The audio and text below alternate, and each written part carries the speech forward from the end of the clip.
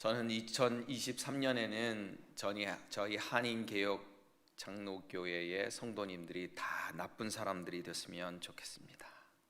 목사님 생뚱맞게 무슨 소리예요 하실 것 같은데, 이웃에 어느 동네에 두 가정이 있었다고 합니다. 근데 이 두 가정이, 한 가정은 항상 집에 싸움소리가 그치지 않는 가정이었고요, 또 다른 가정은 웃음소리가 멈추지 않는 가정이었다고 그랬어요. 그래서 이 싸움소리가 멈추지 않는 그 아버지가, 그 웃음소리가 멈추지 않는 그 집의 아버지에게 물었습니다. 도대체 비밀이 뭐요? 그러니까 웃음소리가 멈추지 않는 그 집의 남편이 이렇게 말했다고 합니다. 저희 집은 다 나쁜 사람들만 있습니다. 그러니까 이 싸움소리가 그치지 않는 그곳에 그 남자가 이렇게 말해요. 그게 무슨 소리냐고 물어봤습니다. 그러자 이렇게 대답했다고 합니다. 가령 내가 방 한구원도에 놓여있는 물그릇을 모르고 엎질렀다고 합시다. 그러면 나는 이렇게 말합니다. 내가 부주의해서 그랬으니 내 탓입니다. 그러면 제 아내는 제가 그곳에 물그릇을 놓아두어서 그렇게 되었으니 제 탓이지요 라고 합니다. 그러면 이리 나이 드신 우리 어머니는 아니다, 나이살 먹은 내가 보고도 치우지 못했으니 내 탓이다 라고 한답니다. 모두가 자진해서 나쁜 사람이 되려고 하니 싸움을 하고 싶어도 싸움을 할 수가 없답니다. 네, 교회도 마찬가지인 것 같습니다. 나쁜 성도들만 모여서 잘못을 구하는 교회는 항상 웃음소리가 떠나지 않는 행복한 교회가 되리라 믿습니다. 아멘. 네. 사람들은 늘 책임을 회피하려고 합니다. 힌두교나 불교에서는 사람들이 어려움을 당하면 카르마 때문이라고 그래요. 카르마 때문입니다. 전생에 내가 지은 그 죄 때문에 내가 이런 일들이 생겨납니다 라고 하면서 현재 기억도 못하는 내 전생의 나에게 책임을 전가해요. 그러니까 무슨 구체적인 행동을 통해서 나의 잘못을 고치려고 하는 그런 변화는 있을 수가 없겠죠. 예. 사실 사람들이 자신의 죄와 실패에 대한 책임을 다른 사람에게 전가하는 것은 아주 흔하게 볼 수 있는 일입니다. 저에게도 하루에도 몇 번씩 일어나는 그런 어리석은 잘못의 반복이기도 합니다. 오늘 읽은 창세기 3장에는 인류의 첫사람 아담과 하와와의 관계가 깨지는 모습이 나와요. 그렇죠? 예, 그 일은 하나님의 말씀에 순종하지 않고 하나님께서 금하신 동산 중앙에 있는 나무 열매를 따먹은 직후에 일어나요. 아담과 하와는 자신들이 저지른 죄에 대해서 아무도 책임을 지려고 하지 않고 책임을 전가합니다. 먼저 아담은 하와에게 책임을 전가합니다. 우리 3장 12절에 보니까 아담이 이르되 하나님이 주셔서 나와 함께 있게 하신 여자 그가 그 나무 열매를 내게 주므로 내게 먹었나이다. 하와가 따서 먹고 나한테 주었으니까 하와 때문에 하나님께서 금하신 그 열매를 내가 먹을 수밖에 없었다라는 것입니다. 더 나아가서는 하나님까지 원망을 합니다. 하나님이 주셔서 나와 함께한 여자라고 이야기를 한다라는 거예요. 예, 하나님께 은근히 그 책임을 넘기고 있습니다. 우리 삶의 원망이라는 것은 하강작용은 없습니다. 상승작용만 있어요. 이게 막 이 원망이 올라가서 결국은 하나님까지 올라가게 되는 거예요. 원망을 하다 보면 이웃 사람을 탓하게 되고 환경을 탓하게 되어지고 세상을 탓하고 나라 탓을 하고 조상 탓을 하고 더 나아가서는 하나님을 탓하고 원망하게 된다는 것입니다. 오늘 성경에 보니까 간교한 뱀이 하와에게 접근을 하면서 이렇게 말합니다. 눈이 밝아져 하나님과 같이 되어 선악을 알게 해주겠다라고 이렇게 유혹을 하니까 하와가 넘어간 것처럼 그렇게 보여요. 그렇죠? 그렇다면 그 순간에 아담은 어디 있었을까요? 3절에 보니까 너희가 죽을까 하노라. 5절에 너희가 그것을 먹는 날에는, 이런 귀절을 보니까 아담도 하와하고 같이 그 자리에 있었다라는 거예요. 아담과 동시에 하와가 있었고 이 마귀가 아담과 하와를 동시에 대화를 시작을 했는데 그 대화의 첫 대상이 하와였던 것입니다. 그리고 여자가 그 열매를 따먹고 자기와 함께 있는 남편에게도 주매 그도 먹은지라. 따먹고 자기와 함께 있었다라고 얘기했어요. 그러니까 하와가 그 열매를 따먹는 그 순간에 분명히 남편인 아담도 그 자리에 있었다라는 거예요. 공간적으로 시간적으로 같이 있음을 의미한다라고 합니다. 그런데 남성 아담은 묵시적인 동의를 하고서도 불구하고 자기는 발뺌을 해버립니다. 이 찌질한, 우리 말하면 찌질한 놈이죠. 자기 잘못을 하와에게 덮어 씌우는, 당연히 아담도 책임을 회피할 수 없다라는 거예요. 하나님이 이번에는 하와에게 물으십니다. 그러니까 하와는 뱀이 꿰어서 먹었다라고 대답을 합니다. 남편을 최소한 걸고 넘어지는 않습니다. 그죠? 그때 남편도 거기 있었는데 내가 먹으려고 이렇게 하니까 남편이 아무 말도 안 하더라고요. 라든지, 뭔가 잘못된다라고 했으면 남편이 이렇게 탁 손을 잡든지 했어야 되는데, 그 남편이 그냥 가만히 있길래 나는 먹어도 되는 줄 알고 먹었어요. 라고는 하지 않는다라는 거예요. 아담보다는 그나마 덜 찌질해 보입니다. 만약에 아담이 제 잘못입니다. 하나님, 저의 잘못으로 인하여 이런 일들이 일어났습니다라고 아담이 자신의 죄를 고백하였다면 인류의 역사가 어떻게 되었을까라는 생각을 해봅니다. 오늘 3장 9절에 하나님께서 숨어버린 아담을 부르십니다.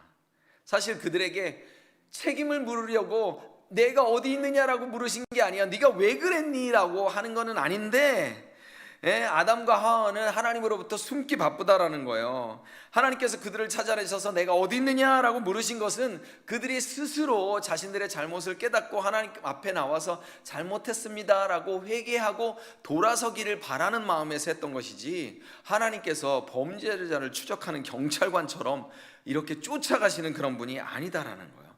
우리를 벌주기 위해서 하나님께서 아담아 내가 어디 있느냐라고 찾는 것이 아니다라는 거예요.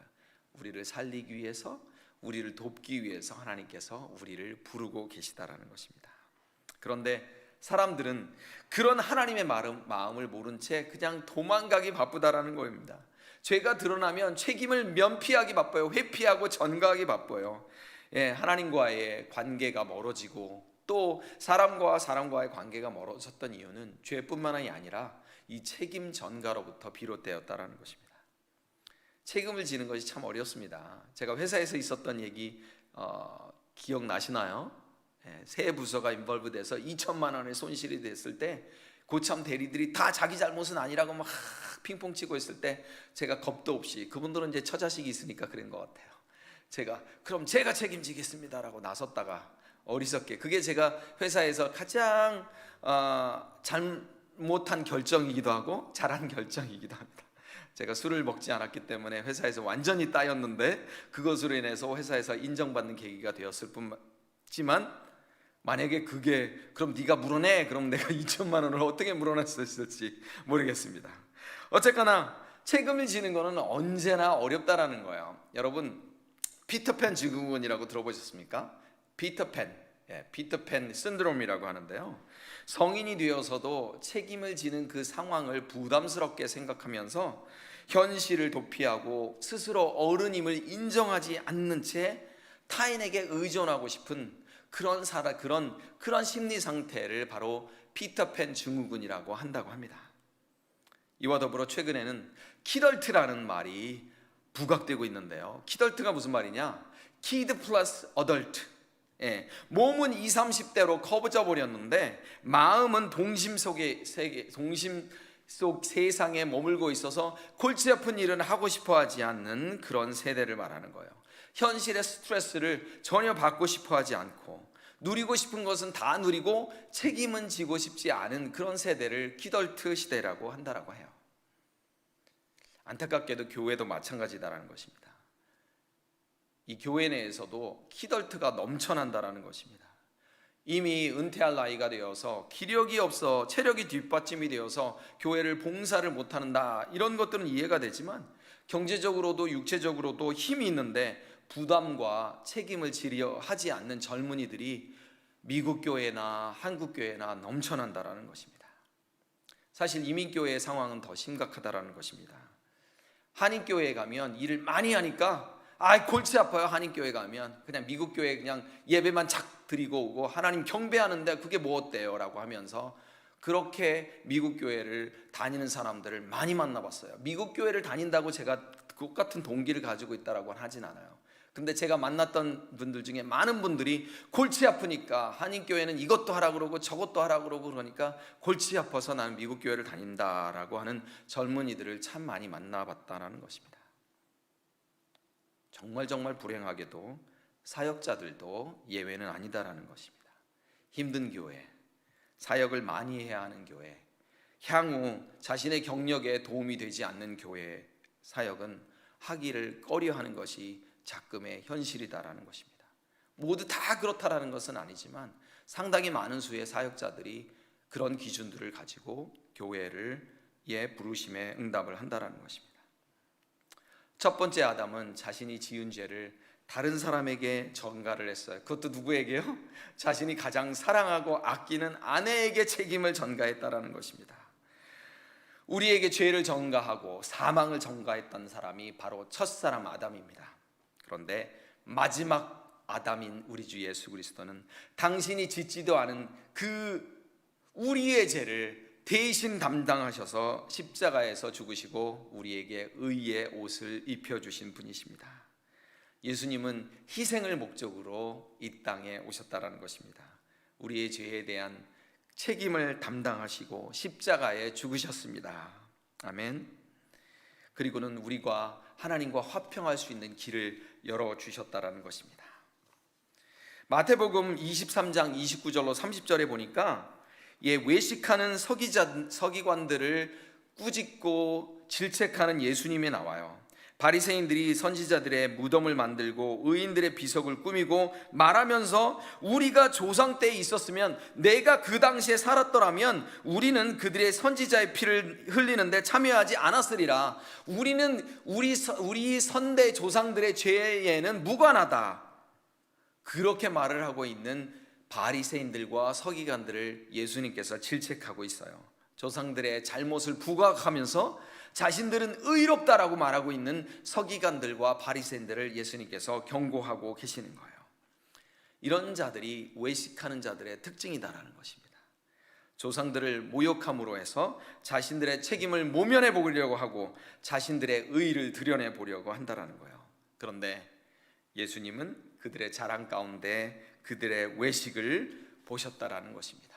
그들도 똑같이 책임을 면할 수 없다라고 말씀하시면서 32절에 너희가 너희 조상의 분량을 채우라. 즉 너희 조상들이 한 일에 대하여 너희도 책임이 있다라고 말씀하고 계십니다.